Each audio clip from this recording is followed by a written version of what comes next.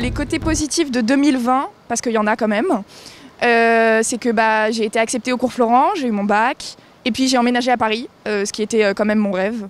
Donc je suis contente d'avoir réalisé un rêve en 2020.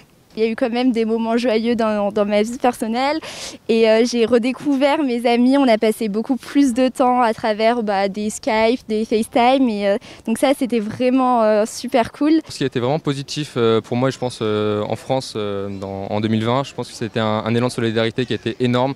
Il y a eu des maraudes, notamment avec beaucoup d'étudiants qui se sont développés, beaucoup des cafés solidaires aussi, notamment pour les SDF. Il y a eu beaucoup de choses comme ça et je pense que ça a été très important pour beaucoup. J'avais beaucoup de temps chez moi pour faire des choses que je ne pouvais pas faire avant.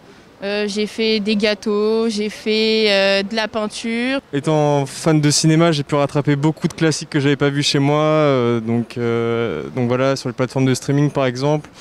J'ai pu aussi prendre du temps pour écrire quelques projets artistiques. Ma meilleure nouvelle de cette année, le vrai truc vraiment positif que j'en tire, ça sera toujours de l'avoir rencontrée elle, malgré le fait qu'elle m'embête beaucoup. Mais voilà, ça restera toujours de l'avoir rencontrée.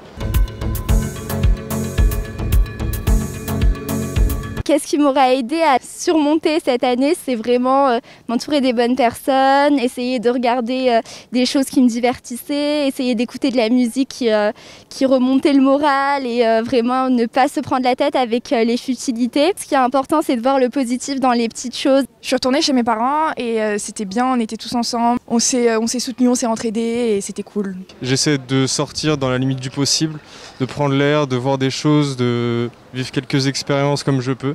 Alors moi, ce que je fais pour me remonter le moral, je prends à manger, je me mets devant un film sous ma couette et ça va beaucoup mieux.